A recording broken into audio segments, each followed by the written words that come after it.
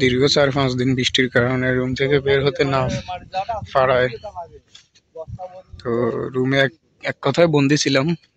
আজকে বের হলাম ঘুরতে জঙ্গলে। তো এটা আসলে পুরোটা জঙ্গল বললে নয়, জঙ্গল না, আমাদের ক্যাম্পের পাশে হচ্ছে রাস্তা, পুরোটাই জঙ্গল। তো অবশেষে শফিক ভাইয়ের সাথে বের হয়ে গেলাম একটু হাঁটার জন্য। বিকেলবেলা একটু সুবিধা, মেঘলা মেঘলা রয়েছে, তারপরেও বের হলাম। এদিক দিয়ে হচ্ছে জঙ্গলবাড়ি রিসোর্ট, হাহাকার করতেছে জঙ্গলবাড়ি রিসোর্ট পর্যটকের জন্য, কিন্তু পর্যটক নাই।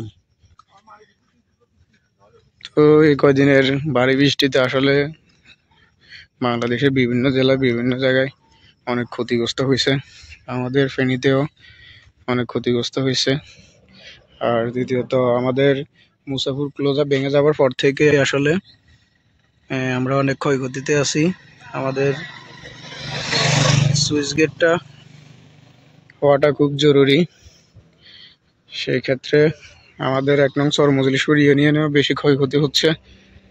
ভারী বৃষ্টির কারণে নদী ভাঙতেছে, এটা এখনো নির্মাণ করা হয় নাই বা সরকার থেকেও কোনো আমরা আর্থিক সহায়তা পাই নাই, যে বৃষ্টির কারণে এখন আরো ভয়াবহ অবস্থা রূপ নিয়েছে আর কি। তো ইতিমধ্যে দেখেন ভারী বৃষ্টির কারণে পূর্বাচলের রাস্তার মধ্যে পানি জমে গেছে। এটা হচ্ছে একটা শুটিং স্পট,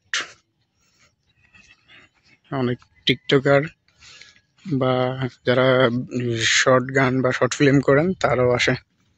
তো দেখেন শুধু আমাদের ফেনীতে নয়, বিভিন্ন জায়গায় ক্ষয়ক্ষতি হয়েছে। ইতিমধ্যে পূর্বাচলে পানি জমে গেছে, পূর্বাচলে পানি জমে রাস্তা দেখেন উঠে গেছে পানি, এই পাশে ওই পাশে দুই।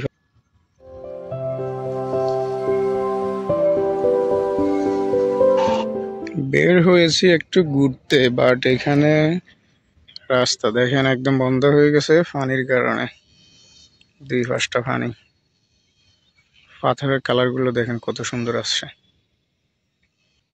আর এই পাশটা দেখতেছেন একদম গজারি বন, গজারি গাছে পুরো বন হয়ে গেছে জঙ্গল, এটা গাজীপুরের মতো।